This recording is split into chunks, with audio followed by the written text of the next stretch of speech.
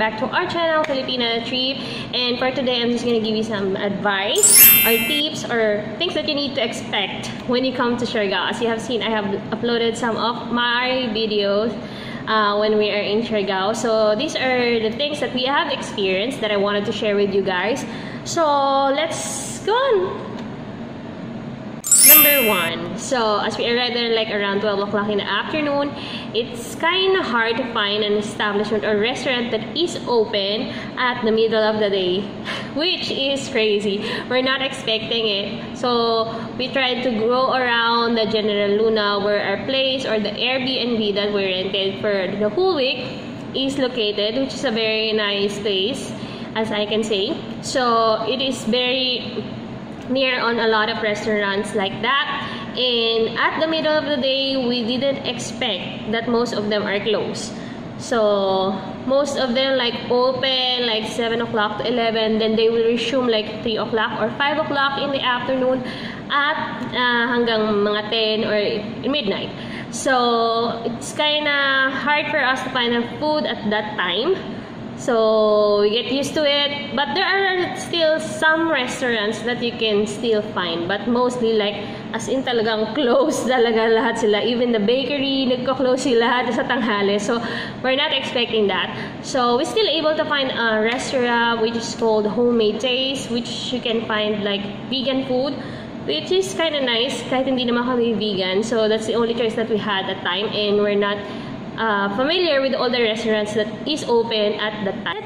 And the second thing is not every establishment, not every restaurant accept a card. So if you're a foreigner who always rely on cards, I think it's better for you to reserve a lot of cash in you when you're coming to Siargao. So there are like Luwilier that I've seen. There, I think there's also Cebuana, Palawan Express, and there is also an ATM machine, but in General Luna. But you cannot always rely on that, just in case mag-offline ito. And I think there's also a bank. If you, I didn't know exactly what the bank is, but if you know or have any way of receiving cash that you know when you are in General Luna, let me know on the comment box. Then let's go to the third one. So the third one that we have experienced when staying in Siargao in our Airbnb,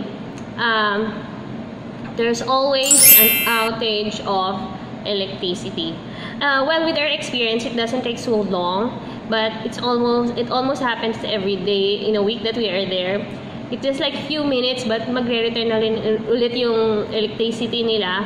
So I'm not sure with other people who have been there if they experience that kind of thing na medyo talagang matagal na walang kuryente. So that's what we have experienced, which is not bad naman kasi saglit na oras na siya mawala, then babalik na kagad. So don't worry about it. So I suggest you better charge all your gadgets, your phone, your camera, etc.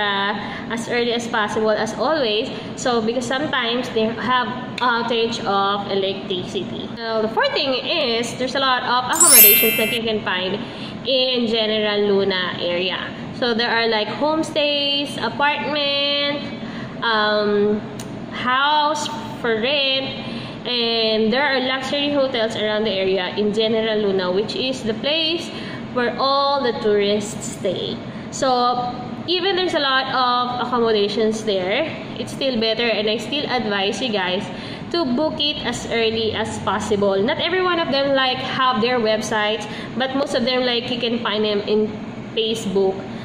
Yan, so better book pa rin. So just in case you're gonna be there and hindi ka na mag-aalala sa iyong tutuluyan. So our accommodations, we get that our accommodations, we got that in Airbnb, which is an apartment, which is very convenient. And if you have seen my video, I have a room tour for that apartment. Dahil doon, nandun na lahat, which is like, I really suggest for you guys. So they have the kitchen, they have fridge, kung gusto mo mamalengke, gusto mo magluto. So para mas makatipid tayo sa ating bakasyon, I suggest you better get an apartment or a house for rent that you can get in Airbnb in a lesser price. Ganun ka bungacious in renting like a hotel, yung amenities that you can find in a hotel. But still, if you wanted to make tipid in your vacation, I really suggest that you find those kind of accommodations like apartment and house. So one thing that I was really surprised when I get there to Siargao, when we get there in General Luna specifically, there's a lot of tourists, there's a lot of foreigners that you can see around the area. The restaurants, the people that you can see on the motorbikes are all foreigners, which I'm really not used to, but I was really surprised of seeing a lot of them. I thought I was in a different country, which all of them are like foreigners. Siyempre, may mga Pilipino, yung mga locals na makikita mo doon sa mga establishments, mga staff, and some Filipinos na makikita mo talaga around. So, but I was really surprised when I see a lot of them. So, well, also one thing is, if you're in a vacation, don't expect the Wi-Fi is very good. In our accommodations, the Wi-Fi is nice naman, but there are still times na talagang ang hirap makakonect. So, if you are in a vacation and also doing an online job, I'm not sure enough the provider around there in General Luna, but expect na yung mahinang Wi-Fi. So the next thing is, if you're gonna have dinner, the best time to go on a restaurant in Siargao, or specifically in General Luna, if you're gonna wanted to have a dinner, better be early. Better be early, like around 6 p.m., 5 to 6 p.m. You should be there in the restaurants to have your spot. There's one night that we wanted to have dinner. We kinda get out a little bit late, like around 7. But what happened is we end up dinner like around 9 o'clock in the evening, because we're not able to have or find a restaurant that can accommodate us fast. Because there's a lot of people, they're fully packed. And to Mama's Grill, talagang wala ka nang mauupuan. We went to Kermit, and they said they're fully loaded na sa mga customers. Then they asked us if we can wait for 1.5 hours, which is sobrang tagal na nun para sa amin.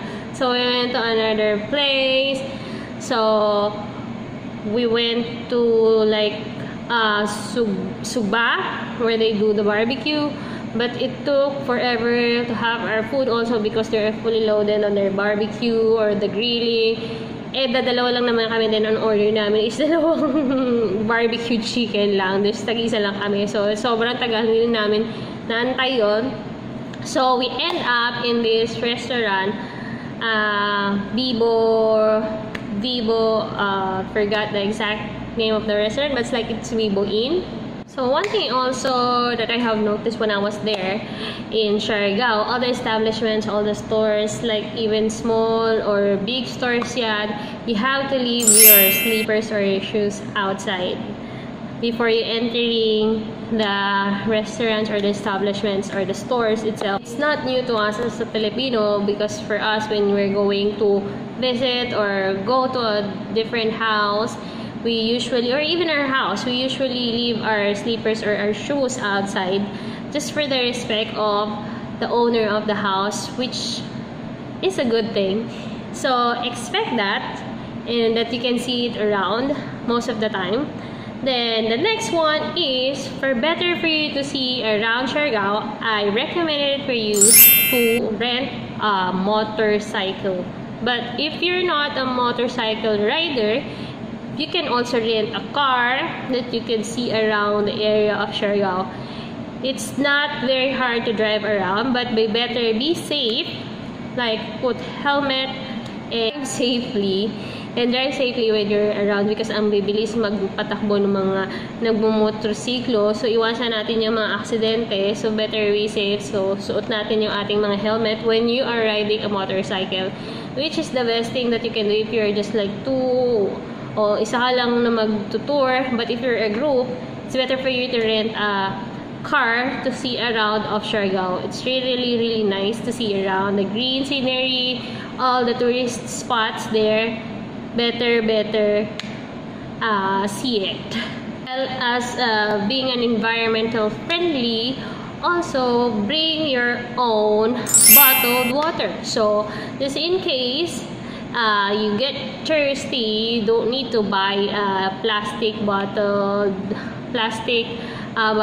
water there. So it's better for you to bring your own, and there's a lot of places that you can refill your own water, and their water is clean naman, din ako magkakaroon ng problema sa kanilang water.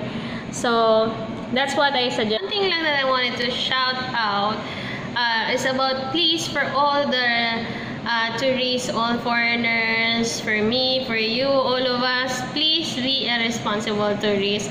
Please place your garbage or trash in the right places. Even we know that mayroong maglilinis, please be responsible on keeping our trash and putting it in the right places. Don't ruin these beautiful places that we wanted to visit. Tayo rin mismo magsuswim tayo doon, tapos makikita natin may mga maduduming lumulutang-lutang. So please lang, please help our environment to be a better place. Please consider it as our own home, because dito rin tayo nakatira. So we have to maintain it clean and very nice for the foreigners to come back and appreciate natin yung ating environment. That's all the tip that I can give you guys before you're going to Siargao, or what can you expect when you're going to Siargao. So I think if I missed something, please do comment down in the comment box below, and please don't forget to hit that like and please do subscribe to our FilipinaTrip channel. Please enjoy Siargao when you're going there. Bye bye.